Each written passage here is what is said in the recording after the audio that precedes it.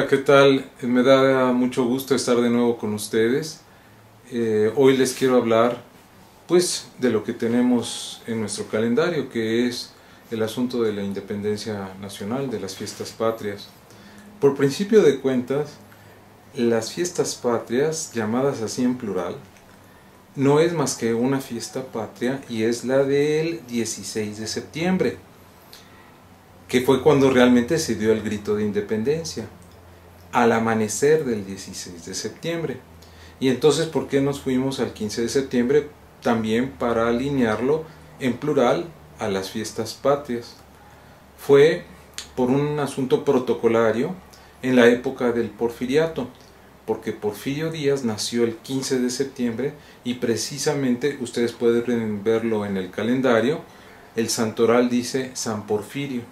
Y entonces juntó su cumpleaños con el de la independencia, y resulta de que el grito lo dio pues porque era más vistoso, más atractivo, más escenográfico la noche del 15 de septiembre, y desde entonces quedó así pues en la tradición, y no la cambió la revolución cambió muchas cosas del Porfiriato, pero este protocolo del 15 al 16 de septiembre pues sí sufrió modificaciones. Bueno, dicho esto, como un dato curioso y de preámbulo, debo decir que la independencia de México es un hecho histórico fundamental.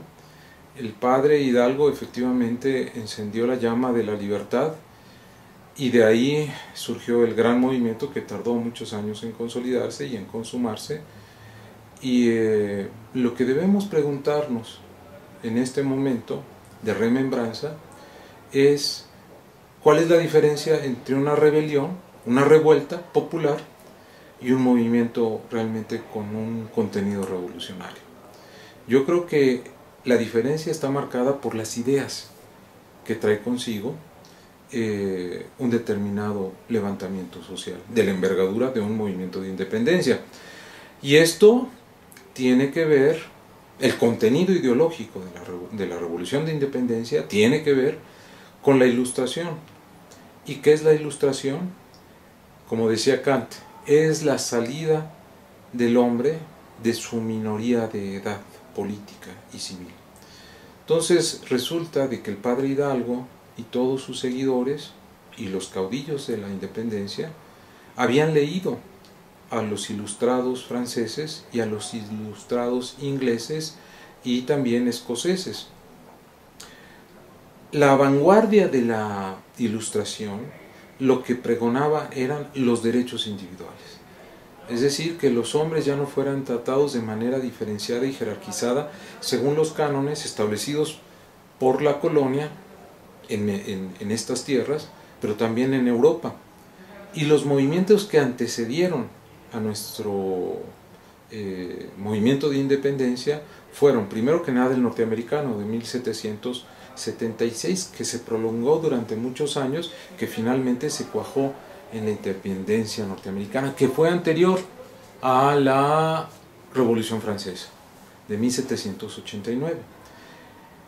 Tanto la independencia norteamericana como la Revolución Francesa tuvieron como inspiración a autores como Hobbes, Locke, Rousseau, Kant, Spinoza, y que pregonaban, repito e insisto, los derechos fundamentales de los hombres, y también que el poder se moderara. En el caso inglés, la Revolución Gloriosa de 1688 le fijó límites al poder del rey. Pasó de ser una monarquía absoluta a una monarquía parlamentaria, a una monarquía constitucional después. En los Estados Unidos, las ideas de la Ilustración nacen con el pensamiento de la República, con un pensamiento liberal, con un pensamiento democrático que combina los derechos individuales con los derechos políticos de ciudadanía. Bueno, estos son los antecedentes ideológicos. En México, ciertamente, los héroes de la independencia y la secuela de largo alcance que le siguió a esta lucha armada y una lucha ideológica, curiosamente no se plasma en el periodo independiente, en la primera etapa de la independencia, ya como país, como tierras independientes, en la república o en el pensamiento liberal o en el pensamiento democrático, sino en 1821 nacimos como imperio. Por eso se le llama al de Agustín de Iturbide el primer imperio, porque el segundo fue el de Maximiliano. Bueno, pero realmente Iturbide y su imperio tuvieron una corta vida. Para 1824 se habría creado ya la Constitución del 24, que es la Constitución de la República Federal, cuyo primer presidente es Guadalupe Victoria, y así nace a la vida propiamente republicana el país, con la Constitución de 1824. Pero hay dos antecedentes muy importantes en los que quiero hacer énfasis, que es que antes de que se consumara la independencia en 1821, tuvimos un primer gobierno independiente, y esto hay que recordarlo, en la Suprema Junta Nacional Americana de Apatzingán, de 1812 a 1813. Ese es el primer gobierno independiente, realmente. Y creo que los mexicanos hemos hecho mal en olvidar, en echarle tierra, en echar al olvido ese movimiento fundacional del país. La dirigió la Convención Suprema Junta Nacional Americana, don Ignacio López Rayón. ¿Y por qué no olvidamos a Rayón? Porque Rayón se peleó con José María Morelos y Pavón. José María Morelos y Pavón, el héroe que ya hoy todos conocemos, más bien fue favorable a lo que siguió después, que es la Constitución de Apatzingán, la reunión de Apatzingán, la reunión de Chilpancingo, pero Apatzingán es de 1814.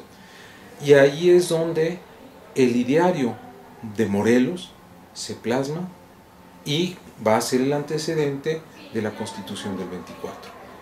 Pero de lo más olvidado de todos estos datos históricos que les he recordado, está pues la Constitución o el gobierno de Zitácuaro, el primer gobierno independiente. Por último, quisiera señalar que pues todo esto hubiera sido importante que lo recordáramos en el Bicentenario, pero el Bicentenario, en manos de un gobierno conservador, quiso ser más bien recordado como fiesta y no como una discusión nacional de remembranza y de recuperación de los valores de la Ilustración. ¿Por qué? Porque los conservadores no son ilustrados. Entonces fue una estridencia vacía la que tuvimos el año pasado. Y lo peor del caso es que fue una estridencia que nos ha costado muchísimo dinero. Un dinero que se despilfarró y cuyo ejemplo está, entre otros, pues ni más ni menos en la estela de luz, que no ha podido ser terminada y que todos estamos esperando que nos rindan cuentas y que nos digan qué pasó y que salgan las corruptelas a frote y que se castigue a los culpables. Una de las cosas que la independencia quiso erradicar era la corrupción del periodo de la colonia y todavía no lo hemos podido hacer. Así es que buena homenaje le rendiríamos a nuestros héroes de la independencia si comenzáramos por una cosa básica: combatir la corrupción. Muchas gracias por su atención y saludos.